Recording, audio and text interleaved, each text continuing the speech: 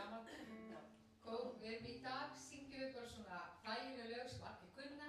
Þegar við erum bara með gítara þá svona aðeins erfiðari lögin látum bíða. En þeir standa sig vel þessir herramenn hérna.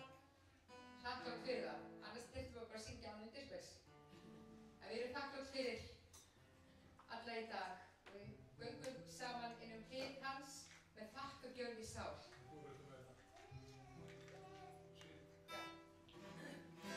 Ég vil þakka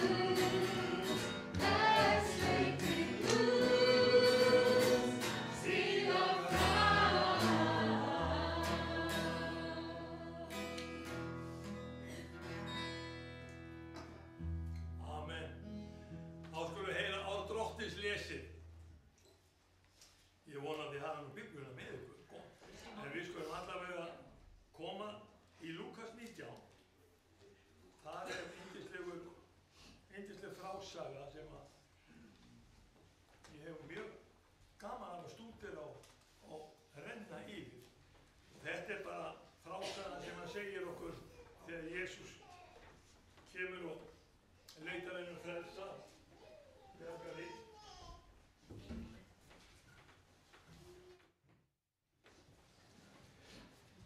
Það segir í fyrsta versinu, svona yndislega, Jesús kom í Jerikó, gekk gegnum borgina, en þar var maður Sakkeus hét. Hann var yfirtótandi maður og auðugur, langaði hann að sjá hver Jesús væri, en tókst það ekki fyrir mannfjöldanum. Því hann var lítill vexti, hann hljóp þá á undan og klifraði upp í mórberjatré til að sjá Jesú, en leið hans lá þar hjá.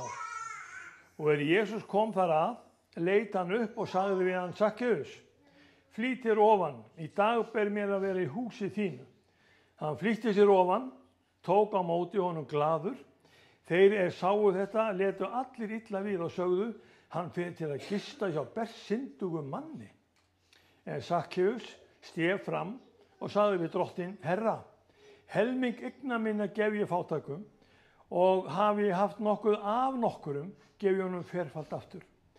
Jesús sagði þá við hann: í dag hefur hjálpræði hlotnast húsi þessu, enda þessi maður líka Abrahams sonur, því að mannssonurinn kominn til að leita að hinu týnda og frelsa það. Amen.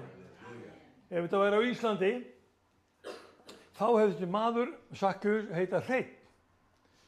Og þá hefði verið sagt svona: en þar var maður nokkur Hreinn hét. Og það er nefnilega merkilega við þetta að orðið Sakkeus þýðir Hreinn, til að hafa bara á hreinu. Og það er svolítið skemmtilegt að sjá það að þessi Sakkeus, hann virðist vera alveg samnefnari fyrir alla menn, að það skiptir máli hvað við eigum mikið. Og ef við eigum nóg, þá höldum við sem búin að ná hamingjunni. En við erum að sjá það líka að ríkumennir, þeir hafa aldeilis tilhneigingu til að fara út á sporinu, og þó þeir eigi allt og geti keypt allt, að þá er ekki þar með sagt að þeir séu endilega eftirbreytendur eða góðu eftirbreytendur. En Sakkeus, hann gerir það sem við sjáum að er svolítið merkilegt. Hann klifur upp í mórberjatré. Þetta mórberjatré er enn þann dag í dag til. Ég hef komið að því og ég hef meira sér fengið berin af þessu mórberjatré. Þetta er í Jerikó. Þetta er sko 2000 ára gamalt tré. En svo er svo annað í þessu. Þegar sakirnar voru bornar upp á hann og það verið að segja við hann sko: þetta er einn af þessum illmönnum og hann étur með tollemdamönnum. Og þá kemur viðbragði hjá Sakkeusi. Hafi haft nokkuð af nokkurum, þá var hann ekki bara borgað tilbaka, heldur ferfalt. Takk fyrir. Og síðan, þegar hann var búinn að ræna frá einhverjum, hann ætlaði að selja allar eigur sínar og gefa fátækum, eða helming gegn hana. Svoleiðis að þetta var eitthvað sem leysti hjartað hans þegar hann mætti Jesú Kristi. Það losnaði gjafmildina. Við skulum allavega líta á það sem dygð okkar kristinna manna að fá að líkjast Jesú og þessum mönnum sem hafa gengið götuna á undan honum. Við skulum biðja nú saman og biðja fyrir því að þau bænarnir sem eru hjá okkur og með okkur, að þau fái að heyrast upp í hæðirnar og Guð fái að svara þeim. Því að stundum er þannig að við erum í vanda og það verður að reyna að leysa vandan og menn eru að kaupa sér ráðgjafir og hitt og þetta til þess að leysa okkar innri vanda. En þetta leysist oft á tíðum bara við það að Guð snerti við okkur. Það bara, þegar Guð kemur inn í, þá bara hverfur vandi. Og þá segja bara menn, heyrðu, hvað gerðist eiginlega? Og það er bara það Guð leysti vandan. Ef að rísa fætur aftur og biðja fyrir þessu. Eru þið með bænarefni? Þið með rétt upp hendurna. Biðja fyrir Kristni og Dísu. Já, biðja fyrir landshornaflökkunum. Kitty og Dísa eru í Ameríku að þvælast. Ég vona þau villist ekki þar. En þetta er örugglega góður staður. Ég er búinn að vera með þeim einu sinni.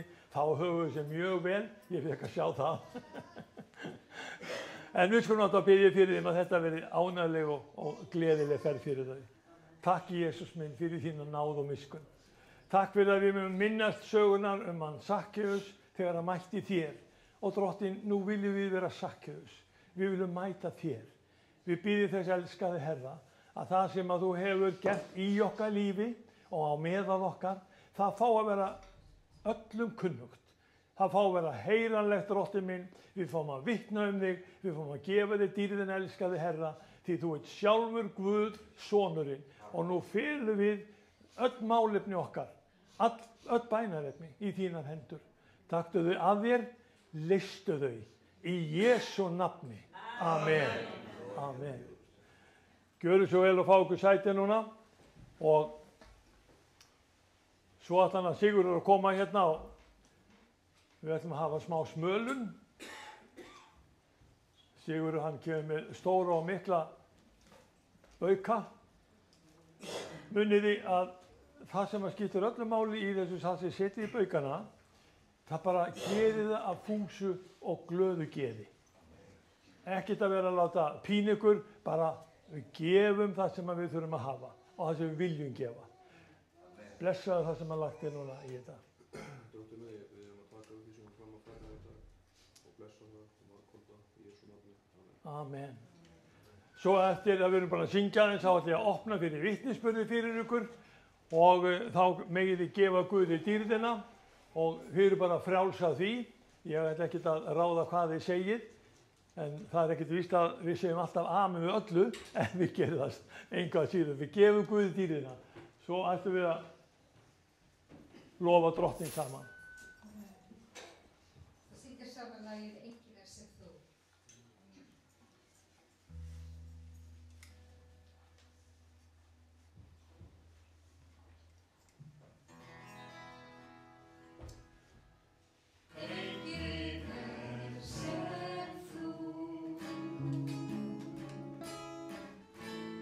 Enginn annar getur elskað sem þú.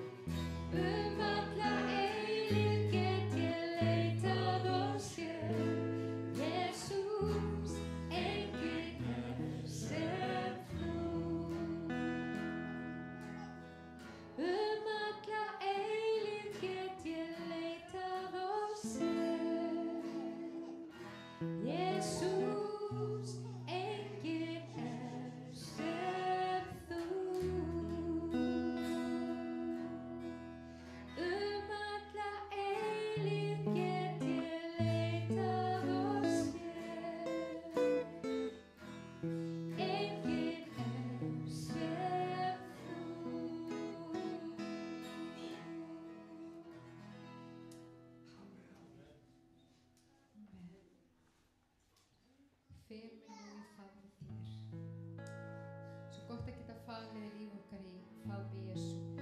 Þegar hafið rís og stormur hvín, þá gætir hann okkar.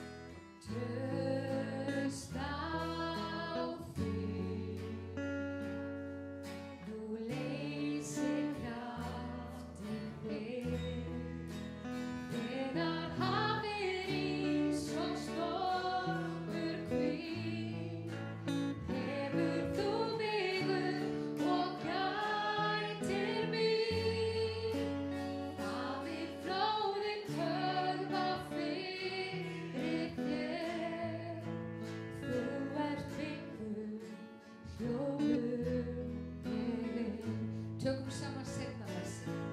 Í þér hvíld og Kristur minn. Traust á þig, nú leysir kraftur þig. Þegar hafið rís og stormur hvín, hefur þú mig upp og gætir mín. Faðir flóðin hörfa fyrir þér. Þú ert minn Guð, hljóður ég er. Þegar hafið rís og stormur hvín, hefur þú mig upp og gætir mín. Faðir flóðin hörfa fyrir þér. Þú ert minn Guð, hljóður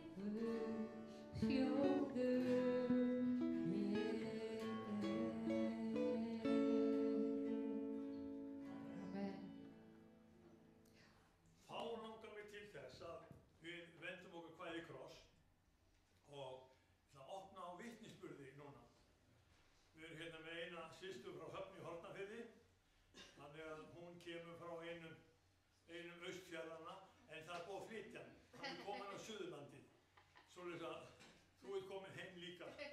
Við erum svona vestast og hún er austast, gjörðu svo vel. Hún kynnir sig sjálf. Þetta er systir hennar Kristína. Já. Það er ekki? Já. Sæl og blessuð. Ég heilsa ykkur í óþekkari. Gott að nota mikrofón. Sæl og blessuð. Ég heiti Sólveig Margrét Diðriksdóttir og já, ég kem frá Hornafirði og ég veit að pabbi er að horfa akkurat núna. Hann horfir alltaf á. Svo það sem ég langar að segja frá er hvernig ég frelsaðist. Það eru akkurat 10 ár síðan ég frelsaðist núna. Ég frelsaðist í nóvember 2015, svo það er svolítið mikið. Mín saga er svolítið þung og svolítið dökk, en það sem ég langar að segja við ykkur er að ég veit að það eru mjög margir sem að verða kristnir og frelsast á mismunandi stöðum og sumir frelsast bara af því þeir eru út í haga og sjá hvað blómið er fallegt og bara fatta að Guð er sá sem hannaði þetta blóm, það er einhver hönnun á bakvið þetta og þannig frelsast þeir. Þetta er bara svona ljúft, en þeir vil ekki segja frá því að þetta er svo lítið. Ég bara segja, ef þetta er ykkar, ef þið hefði lent í þessu, þá eru voða stolt af ykkur, þá eru miklu sniður enn í ég að þau eru að fara allir gegnum voða erfiða göngu til þess að fatta mjög auðveldan sannleika að Jesús er frelsarinn og það er bara líf í honum, það er ekki neitt annað sem hægt er að treystast á nema Jesús. En sagan hjá mér er, í dag er ég 27, þegar ég var 17 ára, þá var lífið svolítið súrt vegna þess að foreldrar mínu voru akkúrat á þessum tíma svolítið óheppilega, átti ekki mikinn pening og ég var nýbyrjuð í framhaldsskólanum á Suðurlandi og það var ofboðslega einmanalegt, misti voða marga vini, veit ekki eiginlega ekki af hverju ég misti svo marga vini, en ég var bara hunsuð og það allt var einhvern veginn að verða verra og áður fyrir þá hefði ég foreldrar mínir voða kristnir, pabbi minn á fleiri biblíur en bókasafn á Höfn í Hornafirði, svo pabbi segir stundum að ég sé uppalinn af nunnum og nördum, það er voða mikið kristnu og kláru fólki í minni fjölskyldu, en svo ég náttúrulega ólst upp sem voða kristinn, en þegar maður er unglingur þá er sagt um að maður þarf ekki að trúa á Guð, Guð er bara svona ímyndaður vinur fyrir fólk sem að getur ekki staðið sjálft og þú átt bara að vera hraust og bara horfast í augu við sannleikana, það þarf ekki að Guð að halda. Ég er hérna á lífi árið 2025 og ég er búin að fatta það að líf án Guðs er ekkert voða mikið í raunveruleikanum. Ef þið hefði lítið aðeins á fréttina, það er svona, það fólk þarf svolítið mikið á Jesús og raunveruleikanum að halda. En ég trúi þessu samt að maður ætti bara að vera sterkur og sjálfur og þurfi ekkert að Guð að halda. Svo ég sagði ok, þá ætla ég bara að vera sterk og stór og ein. Og þegar ég fór í framhaldsskólann það var ekki eins gaman og gallinn var sá að bakið á mér var alveg bara algjörlega steik. Ég bara var í sársauka þegar þú fer á sjúkrahúsið og spurt hvað er mikið sársauka frá 1 til 10 og ég var svona 7-8 hverjum einasta degi, bara ofboðslega mikill sársauki og það var vegna þess að ég var svo hrædd og ég var svo eina, ég var alltaf í þessa stellingu, ég var alltaf svona lítið niður og þá bara beyglaðist bakið og ég fattaði það ekki og verið að leita til að marga lækna og ég vildi fá hjálp en það var erfitt að fá hjálp og foreldrar mínu voru á þess tíma ekkert voða rík svo var mjög erfitt að fá læknisaðstoð og við áttum ekki efni á því og þetta var bara að verða verra og ég var bara ég var bæði andlega voða mikið mínus og líkamlega voða mikið mínus og ég var eiginlega búin að gefast upp. Ég viss að ég bara ákvað það að ég gat ekki lifa lengur. Þetta var of mikið sársauki, bæði andlega og líkamlega, þetta var ekki hægt lengur. Það var bara ekki hægt lengur. Svo nóvember, minnum mig 23. þá ákvað ég bara að hoppa Ölfusbrúnni.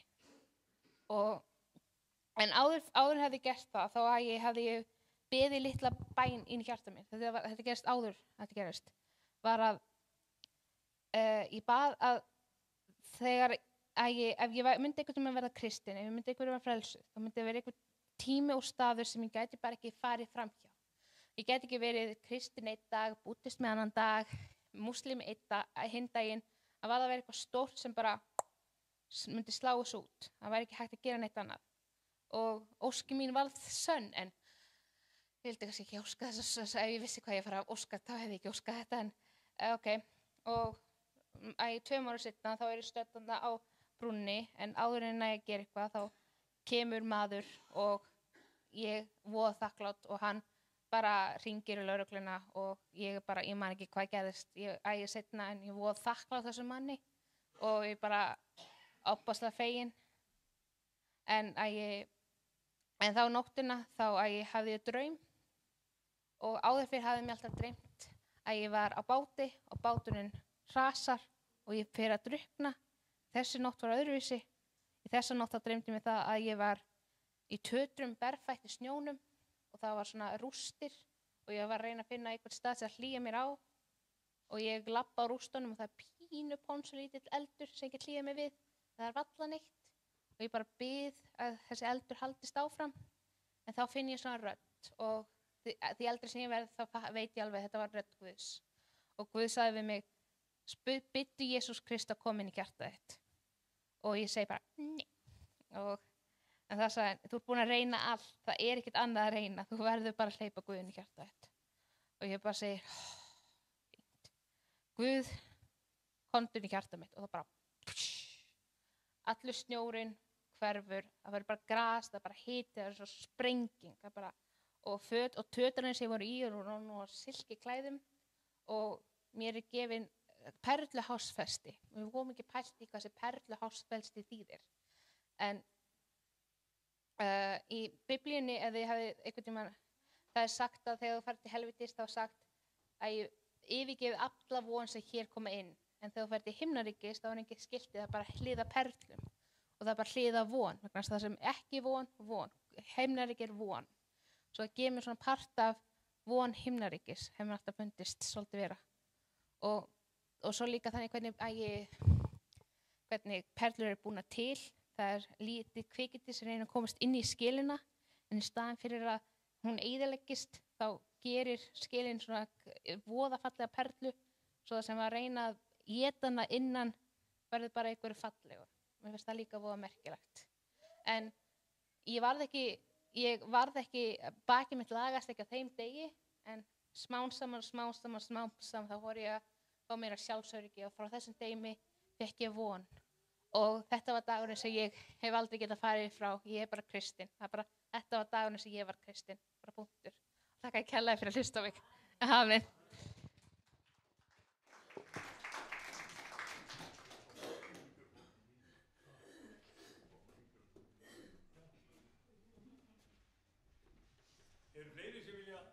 Grípa tækifærið og gefa Guði vitnisburð, dýrðina.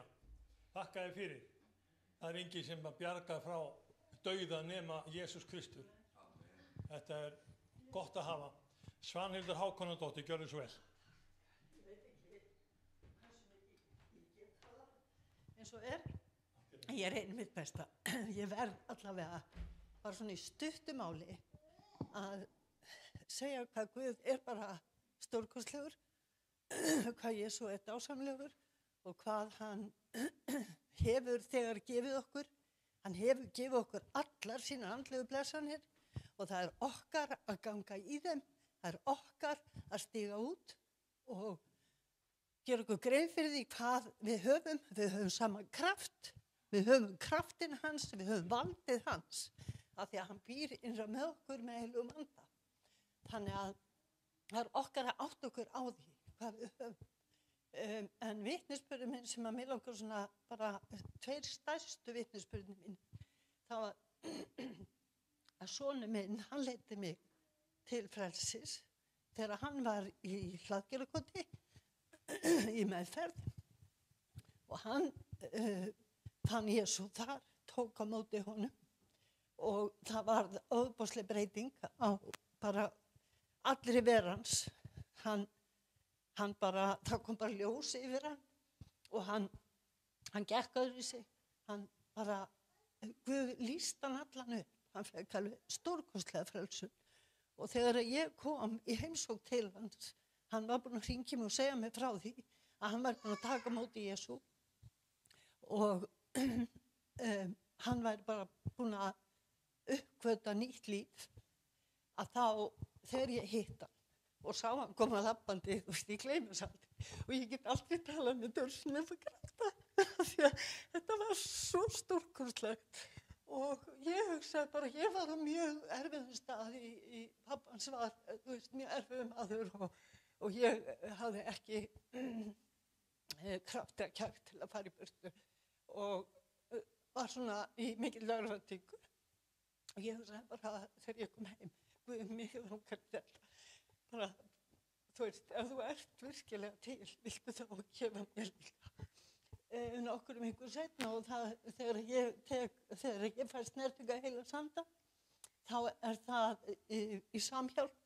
Á Samhjálp ég var að koma til að styðja við drenginn þegar meðan hann var inn í meðferðinni. Þá var Samhjálp á Laugaveginu og ég fékk snertingu heila sanda þar. Það var mín fyrsta upplifun og upp frá því fór ég inn í Fíladelfíu og tilheyri Péturskirkjunni en þetta dag. Það hefur gengið svona upp og niður á ýmsu en ég hef alltaf átt Guð og í dag ég bara aldrei meira nær honum heldur en akkurat í dag. Ég hef líka, hann bjargaði lífi sonar míns, hann bjargaði mínu lífi. Hann bjargaði því að það var búið til bara fullt í kringum eins og ég kæmist frá manninum. Já, hann var mikill ofbeldismaður, hann var sterkur, hann var þekktur, já, það var engin leið fyrir mig, af því að hann gat alltaf sótt mig aftur. En þarna, þá tók við völdin og hann gat ekki komist nálægt mér og ég sá hann ekki í 2 ár. Hún var haldið bara algjörlega frá mér. En svo veikist dóttir mín, já, þessi 2 börn, og hún veikist svo illa að henni ekki hugalíf. Og það endaði þannig, henni var búið að vera haldið í öndunarvél í 10 daga og sýkingin, hún bara yfirgaf ekki, þetta voru ígerðir í lungunum og hún var bara í öndunarvél því að lungun var löngu hætt að starfa.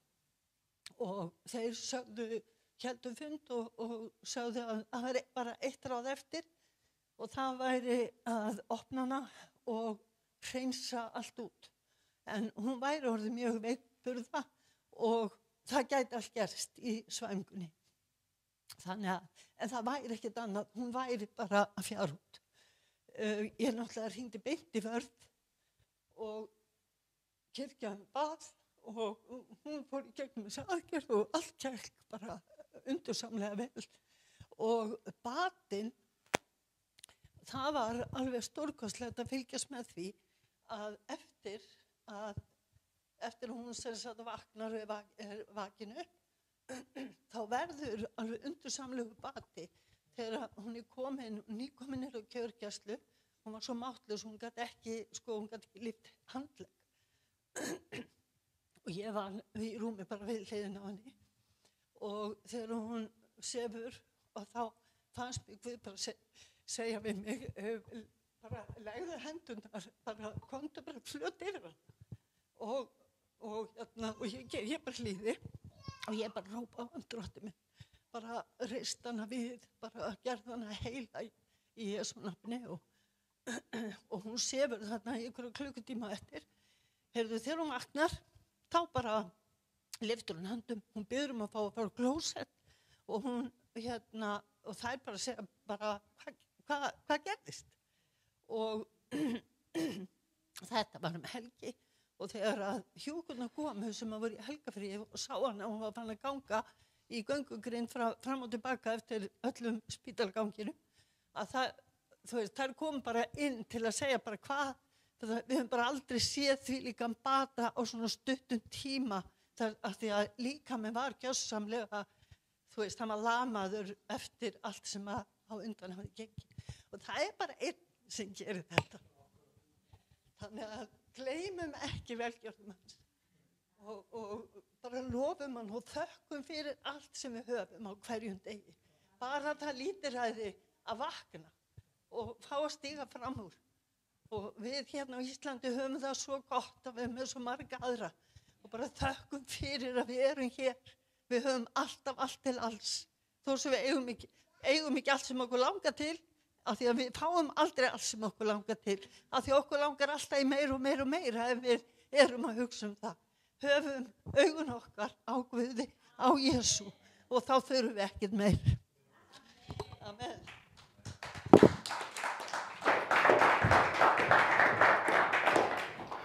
Takk ykkur fyrir. Gefum honum dýrðina. Mér langar til þess að við tökum aðeins smá sjónarhorn inn í kringumstæður okkar og förum inn í Opinberunarbókina 19. kapitula og það talar morgundaginn. Heyrist líka í þessu?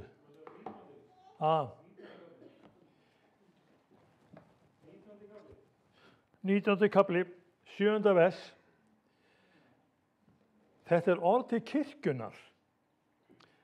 Og þetta svo merkilegt hvað birtist í þessum kapla, af því það verið að segja okkur frá framtíðinni. Í fyrsta lagi þá kemur þetta, hefur yfirskrift, og yfirskriftin brúðkaup lambsins. Og það allavega þannig með mig, ég veit ekki hvernig þetta með ykkur, þegar mér boðið brúðkaup, þá klæði ég mig alltaf upp á.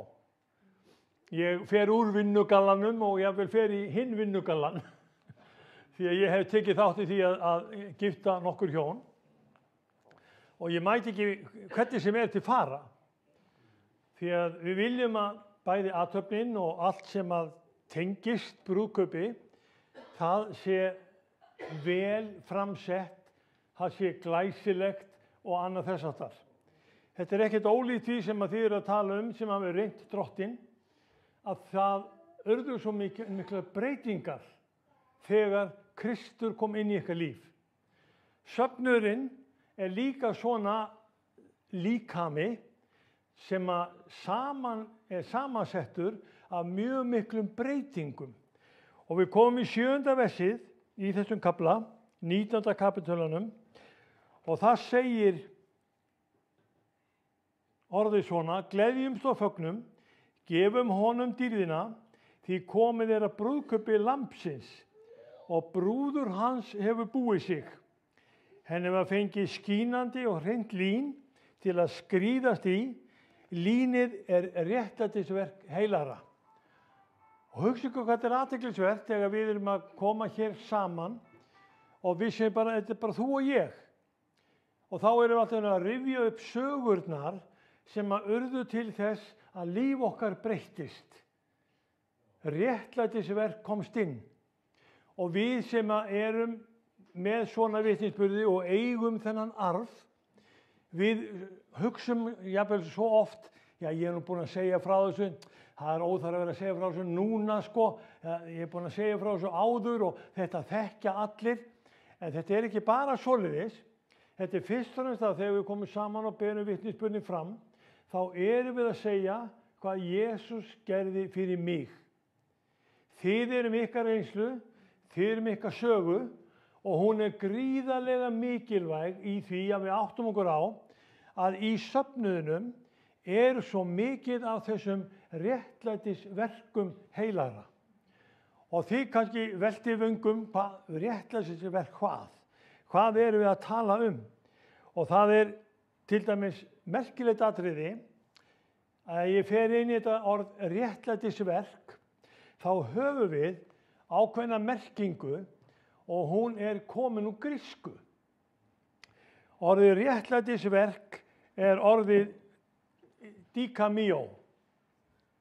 Og þetta dikamíó orð sem að passar mjög vel við það sem við erum að tala um og einkenni safnaðarins. Og það kemur í ljós að þetta orð dikamíó, réttlætisverk, það hefur verið að fylgja okkur í gegnum Biblíuna og það verið að segja okkur frá alls konar sögum og atburðum. Og ég var til þess að lesa fyrir ykkur áðan hann Sakkeus. Hann var einn af þessum mönnum sem vildi fá að sjá Jesú. Og hann réttlætti það fyrir sjálfum sér að klifra upp í tré og líta yfir mannfjöldan. Hann ætlaði ekkert endilega að vera áberandi, en fyrir bragði varðan áberandi.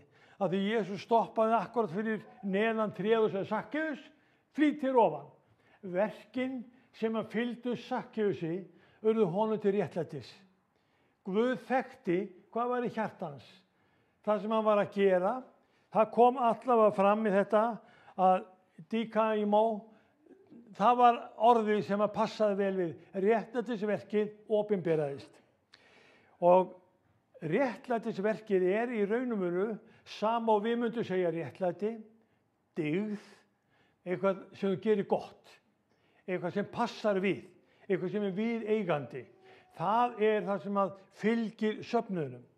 Og það er svolítið athyglisvert þegar við lesum þetta og skoðum opinberunarbókina, þá kemur í ljós að þessi réttlætisverk okkar, þau verða notuð til þess að búa til klæði. Og það er sagt svo einfaldlega, henni var fengið skínandi, hreint lín til að skríðast í. Línið réttlætisverk heilara. Okkur gefin ákveðin klæði til þess að skríða söfnuðinn. Þú kemur með þína reynslu og þú átt þína trúar upplifun, Drottinn snerti þig og þú varst fyrir breytingu. Og þú kemur með jafnvel von, þú kemur með jafnvel uppörfun til annara sem annars ekkert endilega vissir að þeir fái svar. Sá sem liggur á spítala og komin í öndunarvél, hvernig veit hann að hann losnar úr vélinni? Og það akkurat málið þegar móðurinn kemur og þegar aðrir að biðja, þá biðjum við Drottinn að gera sitt undur og sín tákn og sín kraftaverk. Og við erum bara mjög sátt við að fá að sjá af og til kraftaverkin. En þau eru fleiri en við sjáum. Því að þau inni hjá okkur öllum hér. Við erum öll með sögu að segja snertingu Drottins, réttlætisverk sem Guð kom með. Við erum öll með þræði og tvinna sem Drottinn notar í klæðin hinna heilugu, hinn hvítu klæði. Brúðurinn sem mun mæta Jesú Kristi og taka á móti honum í brúðkaupi lambsins, henni verður fengið þetta lín. Og athugaðu, elskaðu systir og bróðir, að það okkar verk að sjá til þess að dygðirnar, kristnin, allt það sem við stöndum fyrir, allt það sem við erum með, þetta hefur sitt að segja. Og ég ætla að fá að fara með ykkur í að þetta birtist á meðal okkar, þetta hjá okkur og kannski skemmtilegasta atvikið og einfaldasta atvikið sem ég vil kannski nefna hérna við ykkur, það að fara með ykkur í Lúkasar Guðspjall, 1. kapitula og 7. versið. Þar verið að kynna fyrir okkur hjón. Þessi hjón, þau voru bara orðin roskin og gömul, þau áttu ekkert barn og ævin var eiginlega komin þannig að það var ekkert annað bara ellilífurinn sem var að taka við. Og þetta var Sakari og Elisabeth. Og þegar við komum að þessu hjónum, hvernig ætli þau hafi verið? Hvert einkenni þeirra? Þá kemur fram hjá honum Lúkasi í 1. kapitúl og 7. versi. Þau voru bæði réttlát fyrir Guði og lifðu vammlaus eftir öllum boðum og ákvæðum Drottins. Þetta einfalt. Þau voru réttlát og lifðu vammlaus. 2 þættir. Þetta eitt af því sem nota var til þess að íklæða Jóhannes og einkenna hvaða fólk Guð notar. Og söfnuðurinn, hann fær að klæðast þessum líni þegar við komum í brúðkaupi lambsins. Mér finnst mjög athyglisvert að við sjáum þetta gerast bæði hjá Lúkasi með Sakaría og hana Elisabetu og einnig við brúðkaup lambsins. Við erum að koma með vitnisburðina fram og þar erum við að segja frá hvað Guð hefur verið að gera í okkar lífi. Og ekki gleyma því, kæri bróðir, að það sem að þú ert að gera, bara dygðirnar, þær eru hluti af því hvað söfnuður er. Því að söfnuður Krist ekki bara það að byggja hús með turni og krossi. Það miklu meira. Við erum að tala söfnuð Drottins sem gerir það verkum að við erum lifandi steinar í andlegu húsi. Við styðjum hvert annað, við tölum sannleika hvert við annað, við látum orð Drottins hljóma, við byggjum með og saman fyrir hver öðru, við saman gerum Jesúm dýrlega. Og ég ætla að fá að segja eitt í viðbót líka í tengslu við þetta. Ég ætla að fá að fara með ykkur í fyrra Þessalónikubréf og það er kannski einfalt fyrir okkur að muna það orð, fyrra Þessalónikubréf 4:4.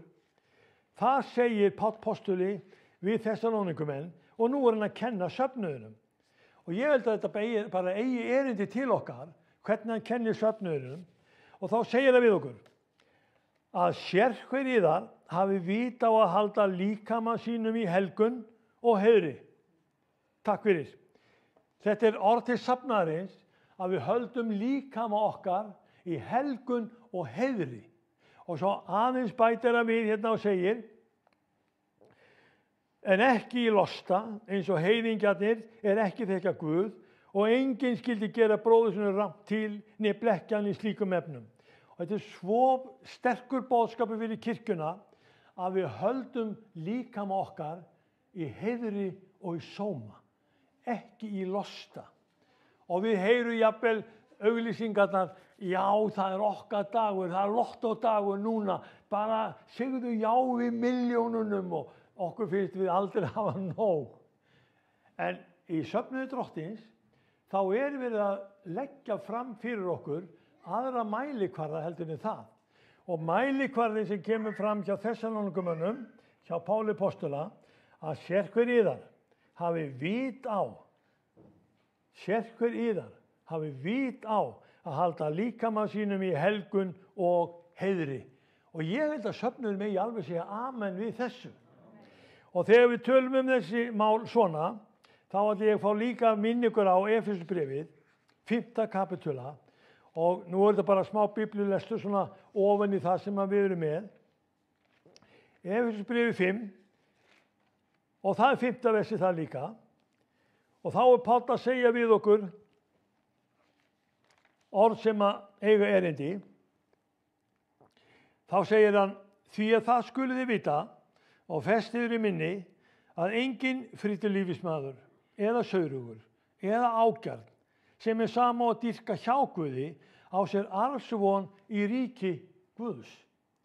Og takk eftir öll þessi atriði sem bæði eru rifjuðu fyrir Þessalónikumönnum og Efesusmönnum, þau koma fram hjá okkur í Biblíunni. Páll postuli talar þetta í Rómarbréfinu og við erum að sjá þessi atriði eiga ekki að vera keppikefli okkar því þau búa ekki til línklæðin, heilugu klæðin. Söfnuður Drottins, hann mun á sínum tíma mæta Jesú Kristi og Kristur klæð okkur í þá dýrð sem við höfum fengið að sá. Það eru vitnisburðirnir okkar, það eru gjörðirnar okkar og eitt af því stærsta sem kemur inn í okkar dýrð, fyrsta réttlætisverkið.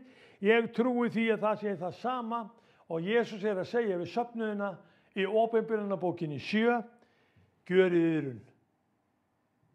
Gjörið yðrun. Það er fyrsta mikilvæga atriðið sem að söfnuðinni þarf að predika og við þurfum að standa fyrir. Í dag þá stöndum við bara höllum fæti, kæru vinir, vegna að í kirkjunum er þið hægt að heyra gjörið yðrun. Snúið við. Það eru bara allt önnur atriði komin upp í kirkjunni. Og ég er, Þórir hann er með smá svona glæru sjó sem ég ætla að fá að sýna ykkur. Og glæra nr. 2 er mjög athyglisverð vegna þess að það er verið að tala um kirkjuna og við erum að tengja saman kirkju og þjóðkirkju. Og við segjum að kirkja og kirkja það sé eitt og í sama. Hvað er kirkjan að berjast fyrir? Jú, að tala sem mál allra kynja í þjóðkirkjunni. Nú er það komið upp. Eru við kölluð til þess? Eru við kölluð til þess að vera heilög og tala máli allra kynja? Það eru öll kyn sem þurfa að heyra þetta sama, gjörið yðrun. Gjörið yðrun. Eru við að heyra það gerast hjá okkur? Eru menn að stíga fram og segja við alla sem halda þessu annars kyns og hafa fundið hjá sér að þeir eru annað kyn, að þeir eru að gera iðrun? Nei, nú er kirkjunni bara sagt, heyrðu, nú þurfum ekki að gera iðrun, nú verður þið bara þið sjálf. Nú verður þið bara þið sjálf. Ef við ætlum að fara þá leið, þá er vegur helgunarinnar, vegurinn sem Jesús Kristur er að leggja fyrir okkur, þá er hann horfinn, þá er hann búinn að vera. Og það er líka svo athyglisvert að við erum með presta í þjóðkirkjunni sem leyfa sér alveg hiklaust að segja frá því. Alltaf gerðist það hjá honum Davíð Þór Jónssyni. Hann sagði bara, séra Davíð sagði, Jesús Kristur gerði engin kraftaverk. Mjög einfalt mál. Þetta eru þjónarnir sem eru að þjóna kirkjunni. Í hvaða kirkju vilt þú vera? Vilt þú vera í kirkju sem boðar mönnum að þeir geri iðrun og þeir gangi fram í réttlætisverkum og þeir gangi fram í helgun og heiðri, að þeir gangi fram í dygðun og hafi dygðugt líf? Erum við þar? Eða erum við bara, já, nú skulum við bara samþykja hvert annað með öllu þeim kostum og kynjum sem í okkur er? Og við getum spurt prestana, hvað ætli Guð að við skapa mörg kyn? Og þetta er farið að vera jafnvel saknæmt athæfi að nefna þetta við ykkur. Og Jesús segir bara í Matthíusi 19, sem er svo alveg stórkostlegt atriði, hafið þér ekki lesið að Guð gjörði þau karl og konu? Bara 2. Af hverju er verið að breyta? Af hverju er verið að snúa þessu niður? Af hverju er kirkja að fara á móti því sem Jesús Kristur kendi og boðaði? Af hverju er kirkja að taka niður þetta heilaga orð og segja, nú stingum við bara undir stól og við ætlum að samþykja hvert annað með kostum og kynjum? Við stöndum nefnilega frammi fyrir því, það er verið að reyna að eyðileggja og minnka söfnuðinn sem að verður brúður Jesú Krists. Það verður að fjarlægja okkur frá því að verða brúður drottins Jesú. Framundan er nefnilega brúðkaupið. Framundan er að við fáum að mæta Jesú Kristi innmitt í brúðkaupi lambsins, þar sem við fáum að vera skrýtt þeim skrúða sem að drottin hefur gefið okkur. Og við erum ekki alveg búin með þetta vegna þess að þetta er hluti af því sem að ég trúi að þurfa að vera vakandi hjá okkur. Þess vegna erum við ekki endilega sammála öllum og ekki allir sammála okkur. Því að þetta er spurningum, hvar setjum við orð Guðs? Hvað gerir Biblían? Hún kallar okkur lifandi steina í andlegu húsi. Megum við vera það? Ég ætla að fá að sýna ykkur annað sem er líka mjög merkilegt. Og ég spyr, er ríkinu treystandi fyrir að reka kirkju? Ríkið rekur þjóðkirkju, er þið treystandi fyrir því? Ríkið, það rekur líka leikskóla. Vitið þið hvað er boðað í leikskólum? Það er búið að taka kristnina í burtu frá grunnskólum. Ríkið rekur grunnskólana. Leikskólarnir, þeir eru þekktir fyrir að koma fram með hvað? Jóga. Eiga börnin það hlutverk að gegna, að ganga fram í jóga? Er ríkinu treystandi? Ég spyr bara, eru þeir menn sem eru ráðamenn okkar og við erum að borga okkar skatta til og þeir eru að ráðstafa sköttunum, erum við að borga undir það að presta sem segja Jesús gerði engin kraftaverk?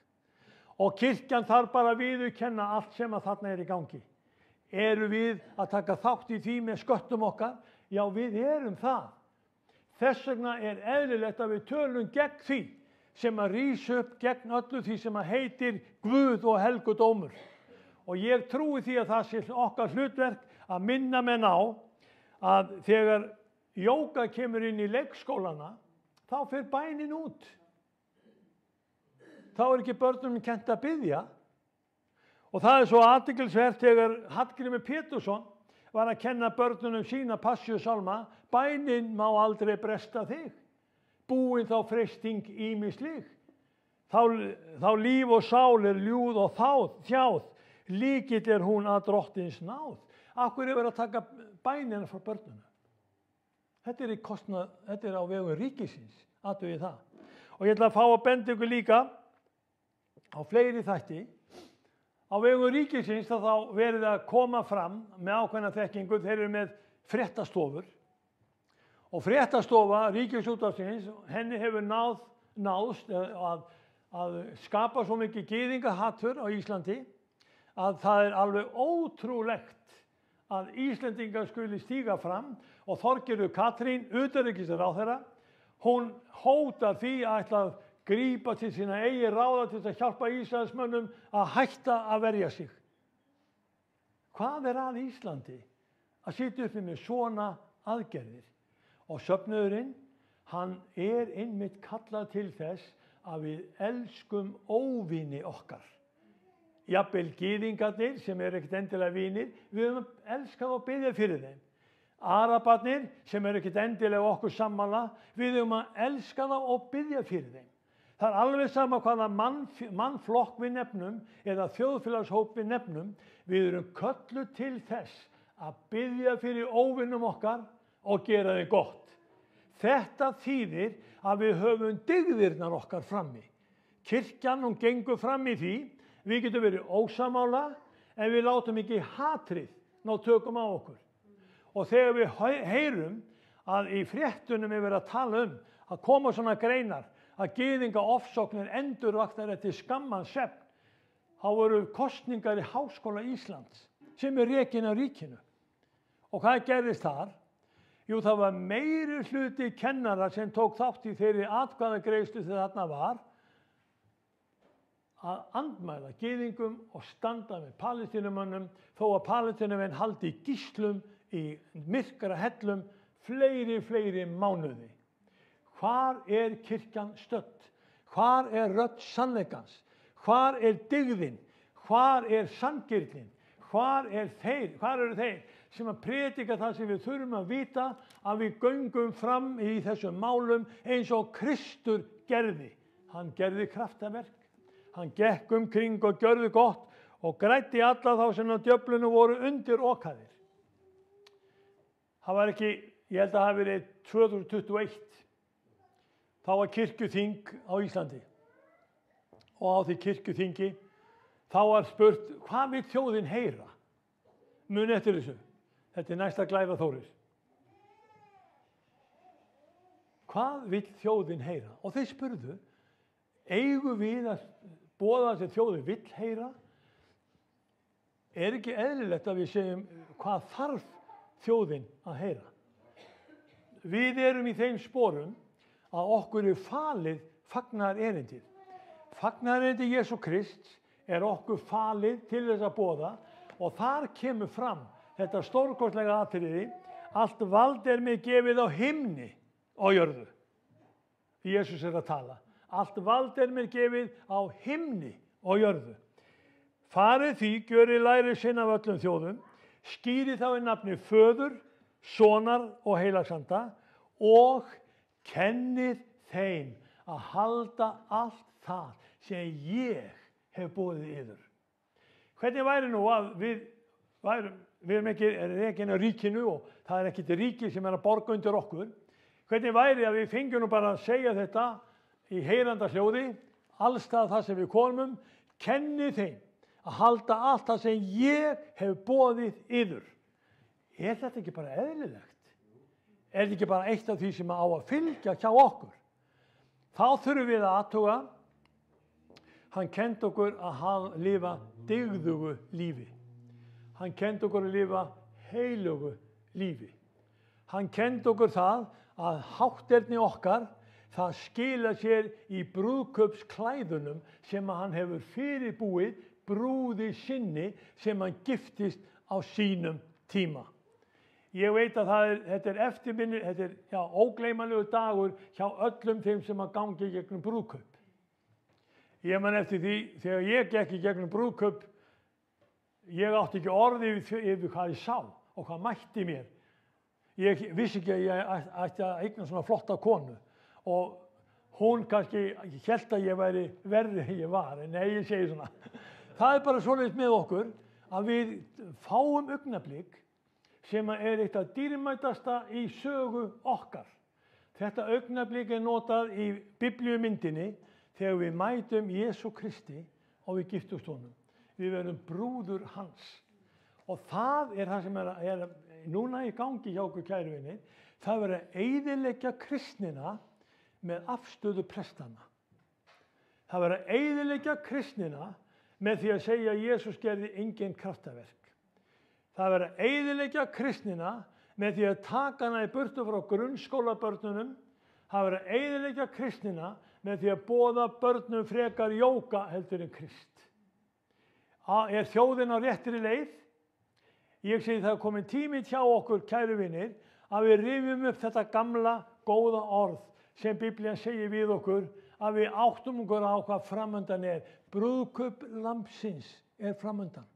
Jesús Kristur er að koma og við erum með réttlætisverkin sem sýna það að við erum Guðs börn vegna þess hvernig við höguðum okkur, hvað við gerðum, hvernig við breyttum eftir að við gerðum iðrun.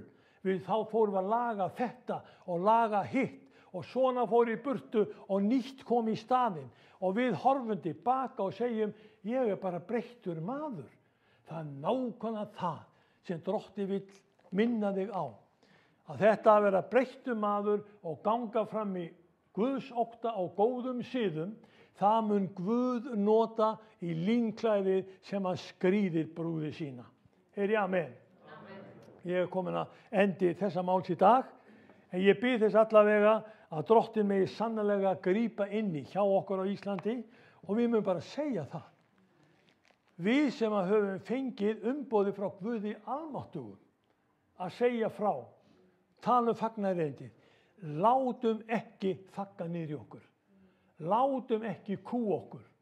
Leifum því heyrast sem þarf að heyra. Í Jesú nafni.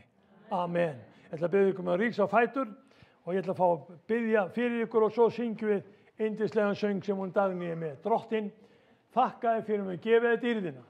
Þakka þér fyrir að þú vilt vera með okkur og blessa okkur og við megum blessa þitt nafn.